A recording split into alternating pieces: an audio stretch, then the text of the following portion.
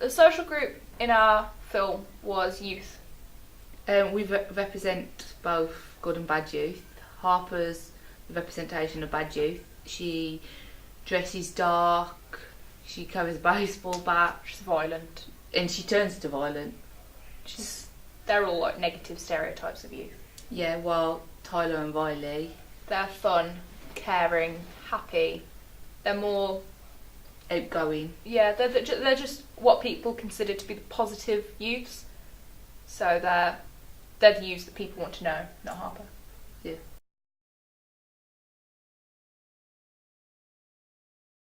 Existing thriller films that have the same social group as ours could include The Hunger Games, Carrie, and The Hole. The reason Carrie's a lot like ours is the main character in both ours and Carrie are 17 years old. Yeah. They both are very shy, and a lot of people don't seem to interact with them or want to even know them, and are very unknown to the outside world. They're both a bit odd, aren't they?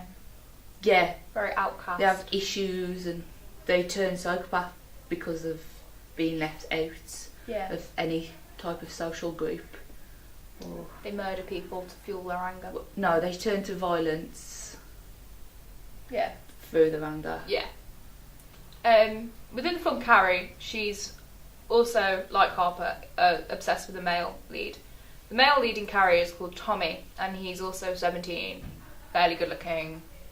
And these sort of things fit together. They're both very innocent. They haven't done anything wrong, but because the main lady fancies them, they end up dead.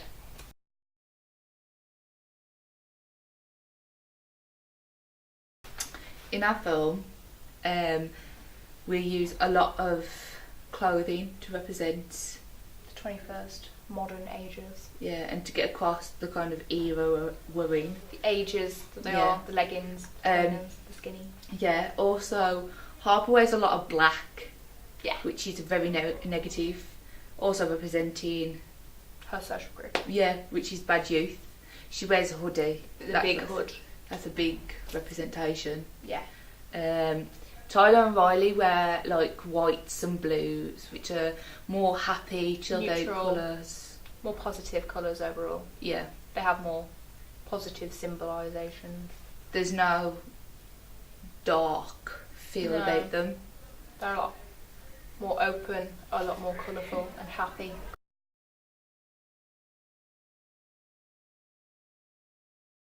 The main prop we use is probably the baseball bat, which is Harper's main prop.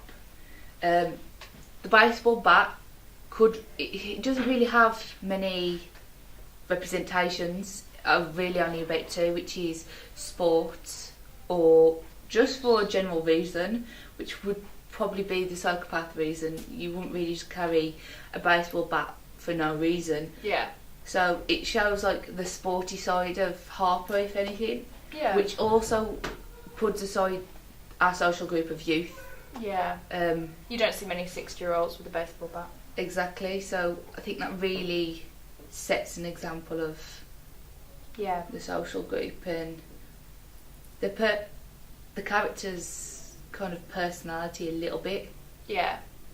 Tyler and Riley's props are a bit more non-obvious. They have the props such as the tent representing the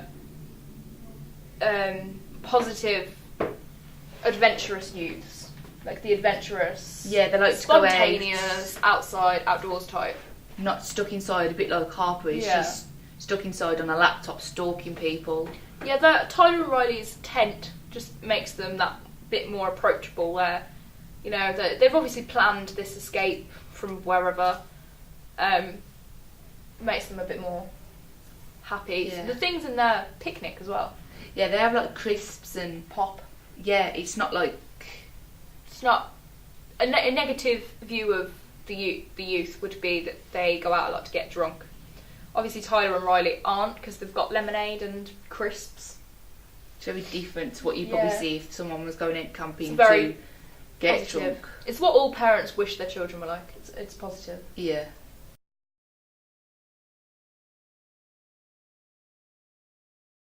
editing is used to represent our social group quite a bit. Whenever you're on Harper, the editing's a lot faster pace. It's a lot more unpredictable. Yeah, It's very negative.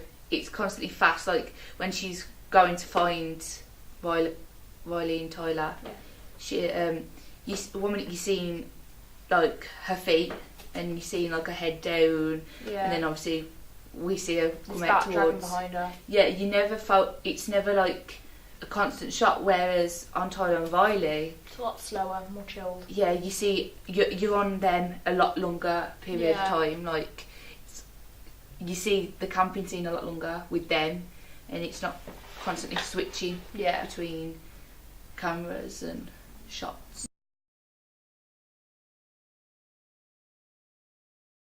In our film, the lighting changes dramatically, as when Harper's in a bedroom, it's very dull. You can tell there's one little lamp on. Yeah. There's not much light, and that's also to help hide her face. But then also that represents her dark side. Yeah, and the bad youth. She doesn't want to be known now. Yeah. She doesn't want people to know that she's planning on going to hurt people. Well, no, you wouldn't. Exactly. And then when we go to Tyler and Riley, they're outside and it's light and it's sunny and it's all a lot more comfortable to watch. It's a bit more predictable, I'd say, than Harper, because you're not too sure what she's up to. Whereas Tyler and Riley, it's very obvious. Like, I'm setting up a tent, I'm eating a picnic, I'm blowing off an airbed. Harper is like, okay, what's she doing on her laptop? How's that going to tie in? I think the dark lighting also gives off a bad atmosphere to the audience. Like, it makes the audience feel more uncomfortable because they can't see a lot of what's on their screen. Yeah, and it's going to make them wonder what she's about. And obviously the youth representation negatively is that they're quite closed off, so the dark lighting represents that perfectly.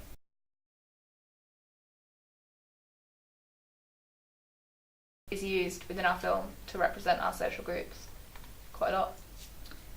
Well, to represent the negative social group, Tyler and Riley in the beginning 2 minutes don't actually have any speech. No. So all of the dialogue's very negative. It's really slow pace to make the audience feel uncomfortable, on edge. All of these things are negative, really.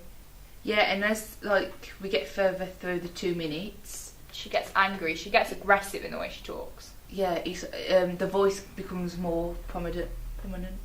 Yeah, prominent.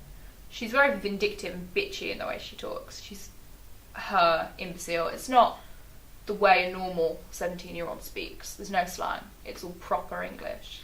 And then at the end of the 2 minutes, the title Delusive comes up and she's still talking. Yeah. And because our title is so simple, all you can focus on is her voice and what she's saying. Yeah. And you finally click that she is psychopath. She's gonna hurt these people. She needs help. And yeah. It becomes clear in her dialogue that her plans, what she's gonna do, not necessarily how she's gonna do it, but what she's gonna do comes clear. Yeah. So it represents her in a really negative light. And because she's young, she's a youth, so it represents the youth in a negative light.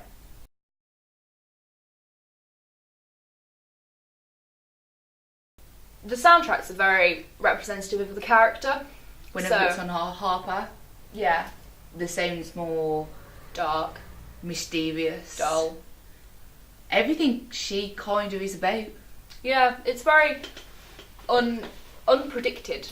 It creates such a lot of tension, and it's so uncomfortable to listen to. That high squeak the whole way through. I think that puts you off. You kind of want it to stop. Before you see Harper, you know that she's bad because of the soundtrack. Yeah, and then it all of a sudden cuts and fades into this happy kind of It shows that vibe shows because of Riley and Tyler.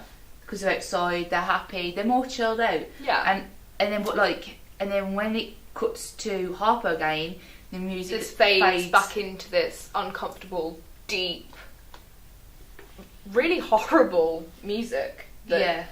just it makes you want it to stop. Like, you want that music to stop. You want Harper to go away because she's this negative thing, and you don't want anything to do with her. And then at the end, again, the music stops as she talks. Yeah.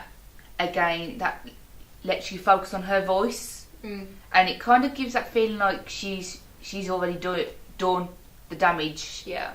And You know, although you haven't seen it, you know what she's going to do and how she's going to do it, because she's such a negative influence, and that it really comes across in her music.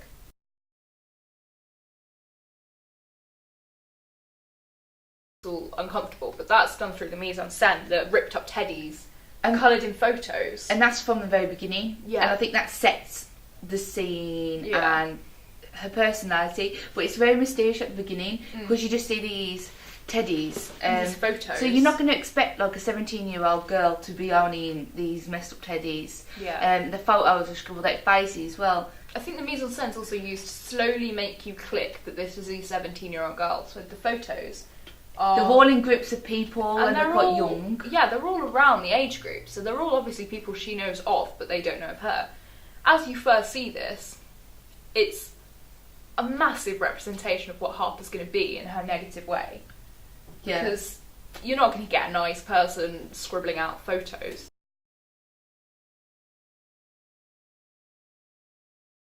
Our representations within Delusive were quite successful in representing our social group. I think throughout the whole film, like, there's not one shot where there is no representation. Yeah. I mean, whenever there's a shot of Harper, she's obviously in black. Yeah, she represents this. Dark death. Yeah, and this negative youth. She's a youth herself, so she represents youth, like, people. But she's so negative, and that's shown in her music, her costume, her dialogue, Her lighting. her lighting, her mise en scène in her room. I mean, like, the pictures and the teddies. Everything around her represents her personality. Yeah. And it kind of shows her psychopath ways. Which is really successful in the opening 2 minutes. Tyler and Riley, I think it's a bit harder because they're obviously not the main part in the 2 minutes. Representation wasn't easy for them. But I think by using the red tent, it gives off many emotions. And having the outdoorsy mise en scène, everything you can see in that shot is quite happy. It's sunny, it's blue skies, it's happy. The lemonade makes them more positive to, like, an older age group. Yeah. But to our age group, Tyler and Riley are really relatable. Like, they are the teenagers older people would look at and be like, oh, they're just enjoying their life. And the way that they're represented is really successful. They come across more like polite and open, whereas Harper's more, she's just dark, so she seems closed off from the outside world, because you can see she's kind of shut herself off from the outside world. I mean, she's sitting in her bedroom stalking people.